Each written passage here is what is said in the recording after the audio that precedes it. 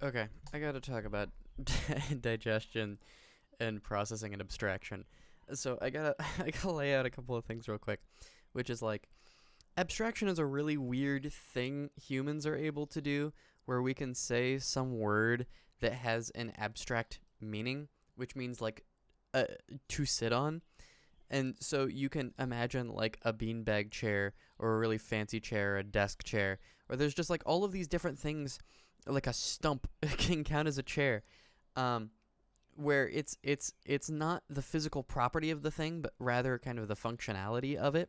But our brains can do this, and our brains can gain increasingly abstract ideas of what a chair is because it's based on the function of the thing as opposed to the physical properties of the thing. Like car is kind of a tricky one. Like how do you physically define what a car is or do? Does it have four wheels? It depends. Um, anyway, that you have this system of basically taking a lot of individual data points and kind of clumping them into one umbrella term so that it's more effective for abstracting. Like then you can just kind of tell the deviations within that abstraction as opposed to needing to store 1,000 different chairs and not having a one single word for it. And it's just like, that is the thing that is the thing with four legs and a back and is made of wood. But abstraction, right? So funny thing about abstraction is that it's how your brain compresses information. If you've ever learned a skill or if you've ever learned how to like drive a car, that basically at the very beginning you have to spend a lot of consciousness doing all of the very direct functional things that it requires to learn how to drive a car. You have to think about how much gas you're putting in, think about when you're shifting gears if you're driving a manual, or like looking around you, and like there's just a lot of direct consciousness going into this task. But once you've done it for a while, it gets switched from, I want to say it's like A and B type thinking. That's not the direct terms. But basically, there's like the conscious mind and the subconscious mind, where you can, like, once you get good at driving a car, driving down the highway when there's no one else around basically doesn't take much of any computational ability. It's just like keep car on road. Um, and your brain just kind of does that for you. But this creates an interesting effect where, um, part of what I've been charting out is that, if you have something that is just pure experience, it's just like you're just experiencing this thing, this is where you learn new skills, right? If you've never even seen a car before or know what a car is, and then you interact with a car, there's a certain level of engagement you can have without understanding any of it. There's just like pure sentiment, pure experience. And then there's all this stuff about the car that's alien to you, which is all this stuff up here. Um, and also you can have negative things, but this is a story for another time. Basically, you can have this pure experience stuff, and then you have experiences around the thing. And then if you start having similar experiences, if you can start being like, this is what happens when I hit this pedal and it moves the car, then your brain starts to abstract actions and consequences. And it can take all of these experiences and kind of clump them into a singular thing so that it's less processing for your brain to do. If I do this, then this happens. So, then your brain moves up. It has abstracted and therefore has a new metric of understanding, where now all of these things are familiar, and then there's all of this new stuff that you have to start learning. And this is kind of the new safe zone. And then there's still all of this weird alien stuff, which is like, how the fuck do you like parallel park or drift? I don't know. But it's just kind of part of how it works. But you can kind of go too far. You can like, try to do a donut in a parking lot and crash into your mom's car. Where basically you're trying to stay in this flow state, which is like, this is your baseline.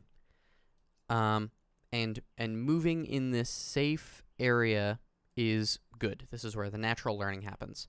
If you're too stagnant, you move down into the obvious and the familiar, and you're not actually pushing yourself. And if you go too hard, if you try something too challenging that is not actually engaging to you, it can become overwhelming and detrimental in all of the other things where you're not really gaining that much from just beating your head against a wall. But basically, that part of doing this effectively is that you have something that looks like this, where you're growing and failing in a way that is very balanced, that this is flow state, where you're pushing yourself just enough so that you're winning like 70% of the time, right?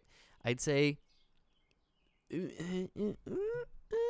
somewhere between, I want to say 40 and 70% of the time is usually like a modulation between these two. Where, sometimes you win more. But as long as you're winning more over time and you're not just stagnating and you're like, I always win 50% of my matches no matter what I do, and it's against the same guy and he's not learning anything. Like if you're playing against a bot and you always win against the bot 50% of the time, then you're not doing anything. But if you have a rival and both of you are increasing in skill, like a rival is so handy for this kind of learning. Because you're both learning and pushing each other. When one of you learns something, the other has to learn how to counter it. That's the 40-70 swap, which is 110%, which is why it's growth. I don't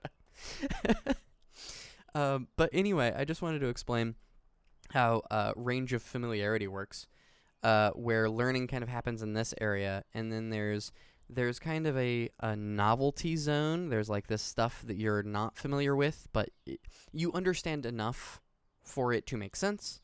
And then there's the obvious zone. This is the stagnant zone.